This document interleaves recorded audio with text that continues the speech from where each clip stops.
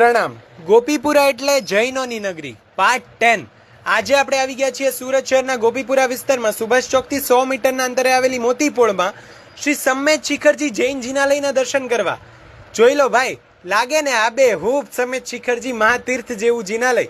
તમે જોઈ શકો છો ભક્તિના ભોયરામાં શામળા પાર્શ્વનાથ ભગવાન અને આ ભૂમિએથી 20 તીર્થંકર પરમાત્માઓ મુક્તિ સુંદરીને વર્યા છે ને એ સમ્મેત શિખરજી મહાતીર્થના પાષાણના દર્શન પણ તમે આ જિનાલયમાં કરી શકો છો.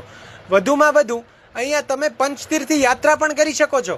અહીંયા પાવાપુરી, ચંપાપુરી, અષ્ટાપદ અને ગિરનારજી એવી 5 તીર્થની પ્રતિકૃતિ પણ બનાવવામાં આવી છે.